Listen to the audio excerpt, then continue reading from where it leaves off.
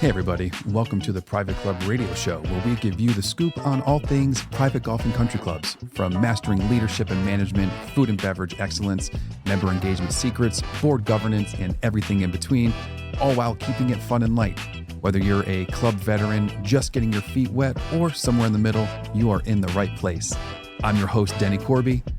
Welcome to the show. In this episode, I am chatting with Katy Murray, who is a club professional, also a podcaster. She is human resources manager over at Army-Navy Country Club. She's the host of her own podcast, the Ginger Biz Podcast. And her and I dive deep into the world of HR and club operations. It's neat because we get to learn about her unique and kind of unconventional journey into the club space and into HR more specifically. And we talk about what it's like to manage a team of 600 plus employees, navigating challenges, and what it's like to keep a machine running, to keep a well-oiled machine going. So we touch on talking about systems and processes, managing J1 visa employees, and a ton of laughs, stories, and nuggets of wisdom all tossed throughout. So this is a fantastic episode. I'm super stoked for it. Before we get to it, big thanks to some of our show partners, Kenneth Member Vetting, Concert Golf Partners, and Golf Life Navigators, as well as myself, Denny Corby at the Denny Corby Experience. From the hit show Penn and Teller Fool Us and the Mike Huckabee Show to your club. But I performed at hundreds of clubs all over the country. If you're interested in learning a little bit more, head over to dennycorby.com. And if you would like to learn how to put on killer events from the mind of a magician who has performed at hundreds of clubs, the Club Entertainment Guide is coming out soon. If you want early access, it's only given to our newsletter subscribers. Make sure you're subscribed. Head on over to privateclubradio.com. Enough about us. This is about you, the listeners. So let's get on with it. Private Club Radio. Let's welcome to the show, Katy Murray. How's the club doing? Great. Yeah. Next month is like our official centennial. So the whole year's been celebrated, but then that's cool. Next month is the big hoorah of it. So that'll be really fun. You guys have anything fun planned? Yeah, they're doing, since we have 2 locations, they have a whole celebration and party, and it'll be a lot of fun. That's cool. Any like really cool part you're excited about? No, not specifically, but that's just because I'm more on the HR side. So I guess it'll be good that everyone's busy and they won't necessarily need me as much. Now, how'd you get into the HR side of things? Because that's a unique position and place for clubs, because a lot of clubs don't even have, I shouldn't say a lot, but like a decent amount don't have HR. So how did that even come about? Well, interestingly enough, I was like wanting to eventually be a GM. So I was like, well, I want to touch all aspects of the club, right? So I joined the current club as exec admin. And then when the COVID happened, we furloughed our recruitment and retention manager. And I kind of was absorbed by HR because of my role as exec admin, kind of liaisoning for the GM. Yeah. And so I kept sitting in on everything. Then we ended up furloughing a ton of people. And so I did all the mail merging and making sure all the data points were correct in the letters. And from there, I just kept kind of getting absorbed by HR. And then when the HR manager left, my boss was like, can you at least do the interim? And at some point or another, I was like, heck no, I don't want to do HR. So he's like, at least the interim. And then when the interim kind of came to an end and we were getting ready to hire for it, I was like, wait, why are we hiring? Am I not doing a good job? And he's like, you didn't want it. I was like, no, I do. So 3 years later. I take that back. Yeah. Ooh, yeah. So 3 years later, I'm in HR and I love it. And it's kind of funny because I do remember him saying, I thought you were very clear that you were just helping. And I was like, yeah, but it's different now. It's mine now. It's Exactly. And you've been in clubs for a while, like a lot of your professional career, yeah? Yeah, I think 11 years now, just over a decade. Oh, snap. So how'd you get your start? Actually, my husband and I lived in Oregon and wanted to try something different. And so he applied for a couple jobs clear on the East Coast, and one of which was a country club in near DC. And so he applied, he got it. Our car broke down like right after we moved here. And so he had to like call out of work really quickly as a director and was like, so sorry, but like we just relocated. And one of his members actually owned an automobile shop or a car shop or whatever and was like super helpful with us. And I was like, whoa, I want to get in on that. Like, I want to have like this second family who like cares about you. Like, what is that? And so I got a job as a host just because I have my entrepreneurship. I have my own business. I do all that. And within a couple months got promoted to supervisor and then on the managerial team and then just kept snowballing from there and never looked back. Oh, snap. That's pretty cool. Yeah, I love clubs. What are some of your daily duties and tasks as a human resource manager for the club? One of them for us right now is we own an apartment building. And so property management is a big one and making sure that like, everything's functioning over there. So that can be, there's no routine with it really. There's no cadence because like, who knows when something might go awry or if they need something, but that's a big one. And then also just normal admin things like staying on workers' comp or double checking like unemployment sites, making sure that, if someone's put a claim in, we have our response, things like that. But ultimately, the biggest one is just dealing with the employees. They'll walk in and, hey, Katy, quick question about this, or hey, Katy, I've been meaning to talk to you. And it can be something as simple as, I just want to update my 401k contribution, or it can be like, my mom's like super sick. I need to go on FMLA, whatever the case is. That's actually one thing I love about it though, Denny, is that every day is different. I thought that I'd get stuck and I did finance in a club for a while too. And I thought that I'd kind of get mundane and boring because you're just doing the same thing over. But no, human resources, it's like whatever jumps out at you that day is what you're dealing with. Oh, I can't imagine. So going back to the apartment, is that for the employees? Like, is that like your employment housing, or is that like a totally just separate entity that you guys actually have like housing? No, it's for the employees. So right now we only house J1 visas in it. So interns and trainees from international places, because DC is kind of a rough spot to come and find housing. So we bought it actually at the start of this year officially. Nice. And so this is our first full year doing it, but just J1s get to live in there. How many employees does the club have? How many J1s? And then do you have any H2B ones? We don't have H2B ones right now just because we prefer 12-monthers. So we do J1s. We have 18 or 19 J1s. I have, I think, 22 people in the building right now. And then at max in the summer, we hit 674, I believe, for employees. It was our biggest year yet. I think we hit like 450 the first year that I was in HR. And so we've, kind of. I don't think I realized you guys were that big. Me neither. Wow. It just keeps growing. Wow. Where is that split up into? Like where is like a lot of those pockets of people at? I would say probably 120 or so are in aquatics, probably like 120 to 150 are in food and beverage. At our Fairfax location, there's probably, and I could be wrong about this, like 90 to 100 over there. I know our accounting team is 9 people, but that's only a small piece of the pie. They do great. They do a lot. 0.01%. No. Well, that's how we break out, like when we do an employee holiday party or something, we break it out based on how many people attended from departments. And like HR is like 5 of us, admin's like 9 of us. But it's pretty spread out. And that's in the height of our season, right? So that was the busiest we got this summer was 674. Yeah. That's still, now as you're coming off season, how, like what's your like average number, your like running number? I haven't actually checked recently, but I would say we probably drop about 200. So we're probably in the 400s or so. That's still a solid crew. Yeah. From your point of view, what are some of the struggles or challenges with that many people? It's funny you asked that because I've been like thinking about this a lot lately because we grew so quickly, so exponentially that it's like, what's the challenge? And one of the main ones is making sure that we're serving all demographics at the same time.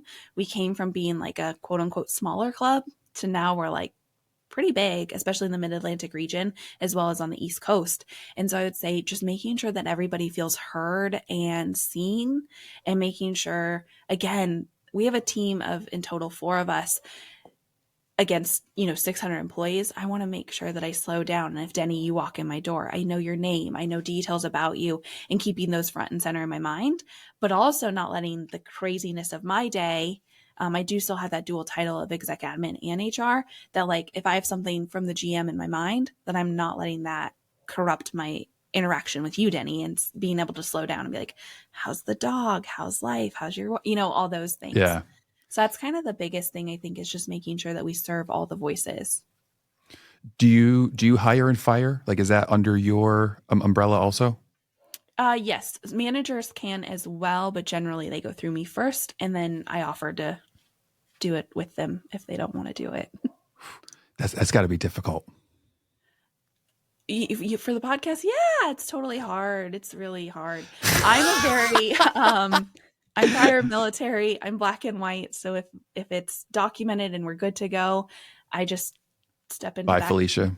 Yeah, I step into that compartment and I put it in one little box. There are days though, definitely, when it's hard, especially when it's something that you're like, oh man, Denny, you could have done better. Like, why are you making me do this to you or whatever? Yeah. But it's a lot, but that's part of the challenge. I think I kind of, not that I enjoy firing anybody by any means, but we do have standards to uphold. And that clubs are, crazy in the way that we want to serve our membership. And we are ranked on the platinum clubs as a prestigious club, and we want to make sure that we maintain that. And so sometimes we got to cut the bad apples.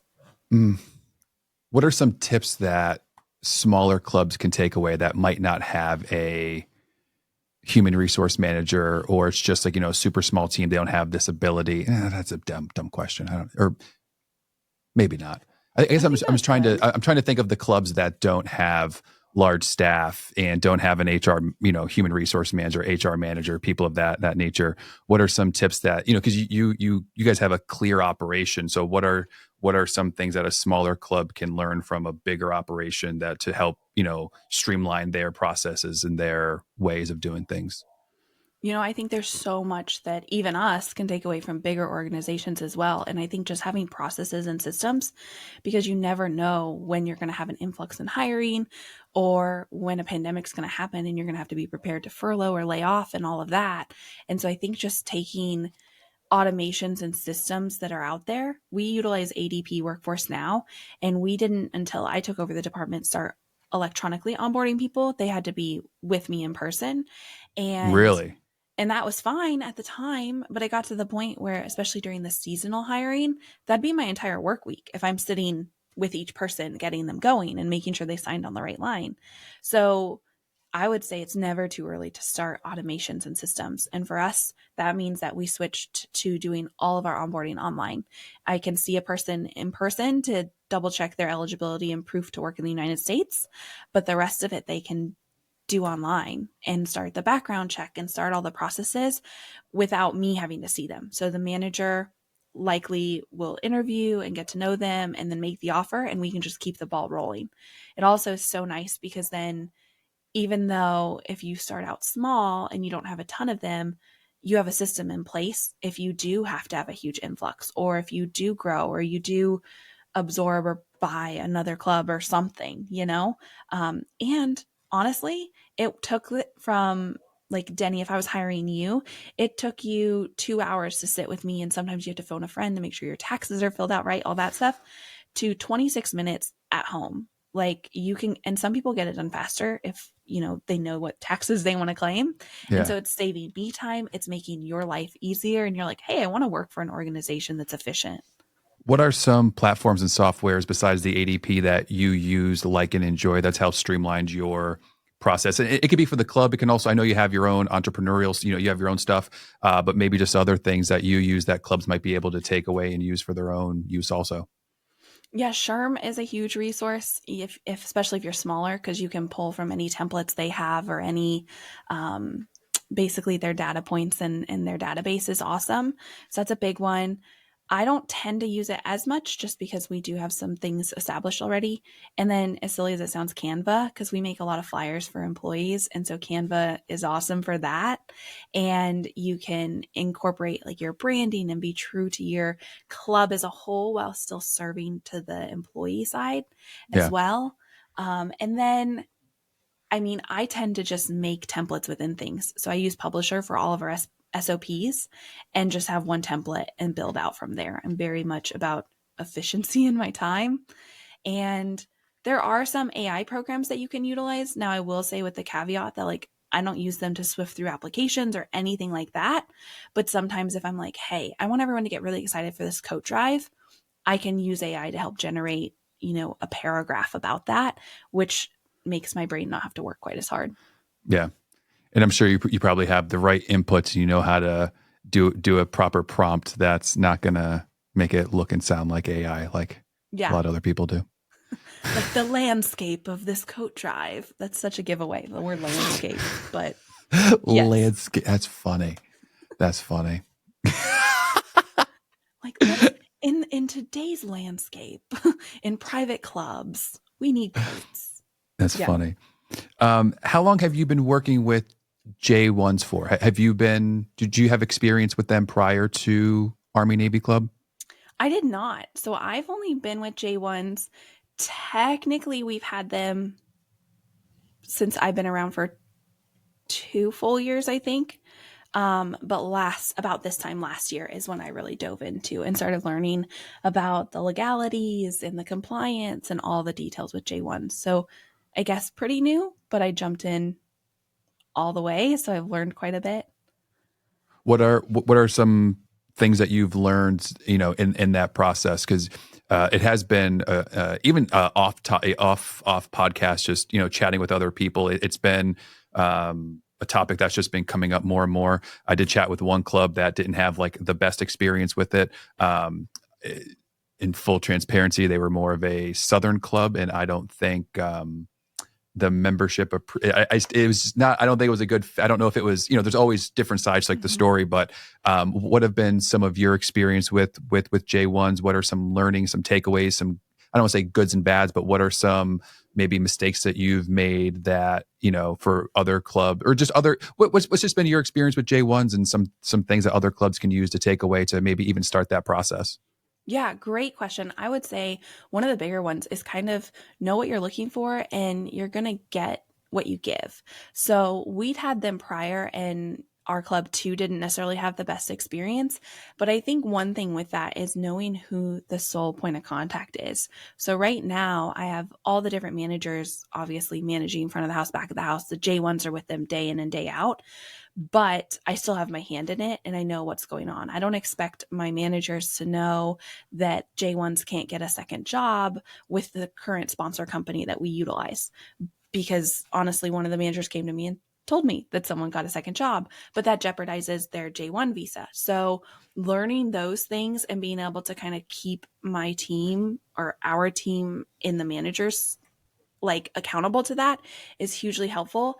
And then also setting clear expectations for the J1s. I'll say when we moved them into our units, it was awesome and great. And we furnished them and everything. So it's not like they're coming into just like an empty apartment. But then the needs that they had were so over the top sometimes. They'd be like, oh, this light bulb burned out, or oh, I need soap. And I was like, well, it's clear in your paperwork that you have to bring your own toiletries and do your own things.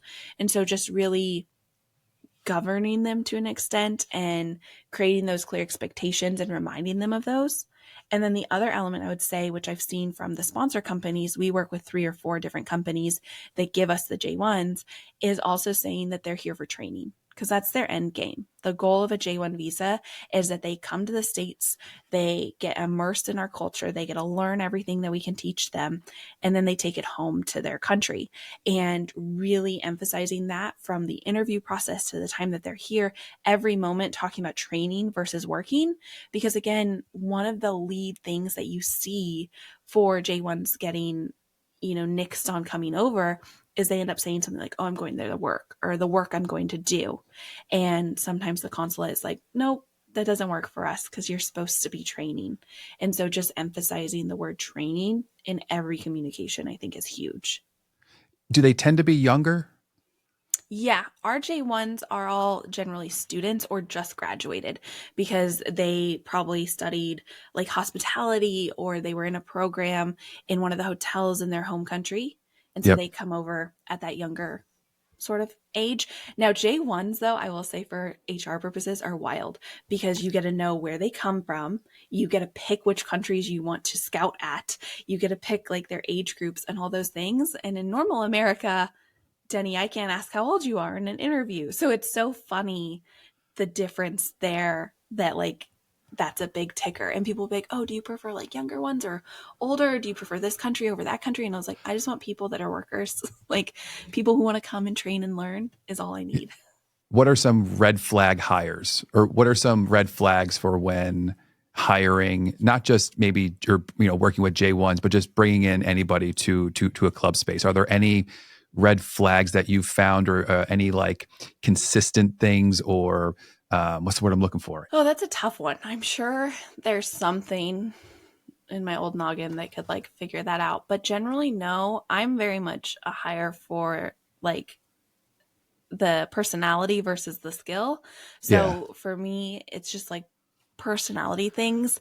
I think the biggest factor, if I were to like not speak from me specifically, but telling others, Yeah. is making sure you're mindful that they'll jive with the team. Because I will sometimes see managers bring somebody in who's like the perfect fit on paper and they have the experience and the years worked and like the skill set and all of those things, but they just don't jive with our team. And you know this, each club is like its own unique village that we all have different personalities. Like I can articulate that in so many different ways, but Yeah.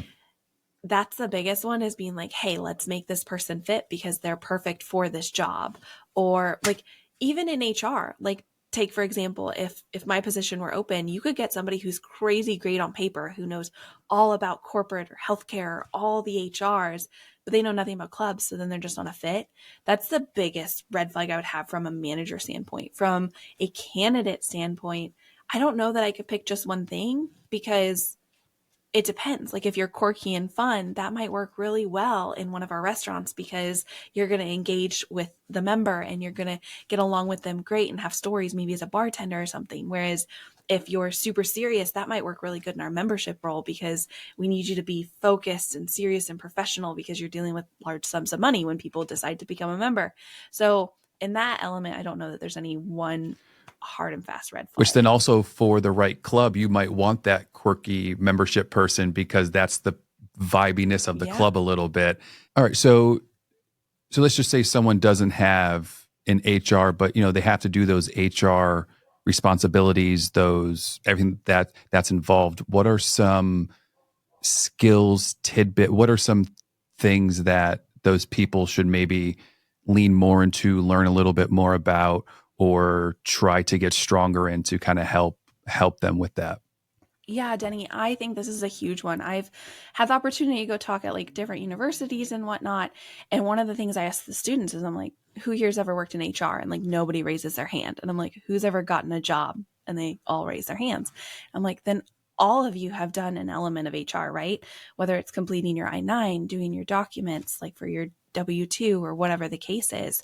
And so I think a lot of people tend to lean on, oh, we don't have HR. Oh, HR handles that. But every single person in every single organization is doing HR. And so I would say the number one biggest thing when you're in a club is making sure you're documenting things. Whether you have a strong HR or not, or you don't have an HR at all, documentation is so huge. And we've even implemented a very simple form. It's a one-pager that it's before anything happens, before there's any concerns. It's just on our radar. So Denny, if you were to walk into my office and be like, hey, so-and-so was rude to me, I just don't feel comfortable with it, but I haven't decided what I want to do with it. My team jots that down. And we gave that same form to every single manager. They don't have to turn it in. It's not a formal document that Denny complained or Denny this or Denny that. It's so that in 2 weeks when you come back and say, hey, remember when I came a couple weeks ago? Number one, we're big enough. I don't always remember. So there's that element. But number two, then we can say, yeah, we jotted it down that you didn't want to do anything at the time. Has something happened? Has something changed? And then we just kind of have a little bit of a paper trail. And we gave that to the managers because I know they're on the floor. I know they're crazy busy. I know that they have tons of conversations with every single employee every single day because that's just the element of hospitality. And so just documenting small things before they become big so you can proactively handle them. And then also I would say just being mindful of different rules and regulations. And they can be super simple, like what not to ask during an interview. Maybe your HR, if you have HR, assumes you know that you shouldn't ask how old someone is or if they're pregnant or all of these things that you're not allowed to ask, but you might not know that. So it's always good to just refresh on some of those skills that you'll take with you wherever you go.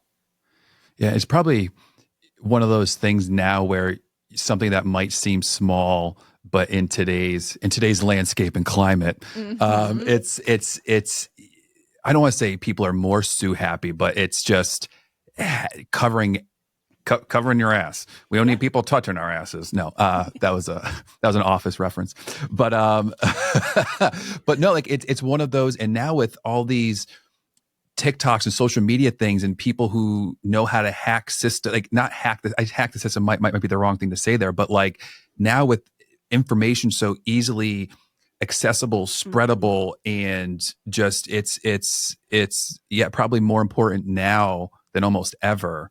How do you track those documents? Like, so like when things like that happen, is that through like, does ADP have a thing in there? Like how do you as an HR manager, how do you track those little things? Like, is it like a file? Is it like a physical file? Is it an online file? Is it a Google Doc? Is it a Drive? How do you track all of that stuff? And how do you easily go back to be like, oh yeah, let me find that? Great question. And this specific one is kind of new to us because I just wanted something that captured those smaller interactions that might amount to something down the road. So right now we just keep that form in our office, or the manager can keep it and then they utilize it to communicate with our department if they need to invoke the next level. So right now it's all just on paper in a file. But for like write-ups or disciplinary or policies, those are all filed in ADP in their employee file. These don't necessarily touch that because this is more just a streamlined way to communicate and support managers. But you're totally right too. Like I've seen, and I've even had people send me TikToks of like someone getting fired or someone being mistreated. And there's this whole negative motion, like thing around HR right now. And I'm like the chillest person ever. Come talk to me. And if you're being stupid and it's not worth having the conversation, I'll be like, yo, Denny, let's talk this out. Or if I'm like, okay, Denny, that's actually really important. Thank you for telling me. But like, I don't know. I feel like our HR is super down to earth, and I'll see like things online of people like HR's against you, or if HR's in the room, it's not good. And I'm like, no, I'm here because our managers are exceptional leaders, but don't necessarily know how to navigate certain conversations. So I'm an extension of them, not coming in to be a meanie. And it's just funny what the world is telling us, or like things they're planting in our minds. Hope you all enjoyed that. I know I did. Just a reminder, if you would like early access to the Club Entertainment Guide, shoot me an email, subject line, entertainment guide, to hello@privateclubradio.com. If you are enjoying the episode, give it a rating and a review. Costs nothing, means the world, and helps the channel tremendously. When you help the channel, you're helping me. When you're helping me, you are helping my dogs have a better life. I'm your host, Denny Corby. That's this episode. Until next time, catch y'all on the flippity flip.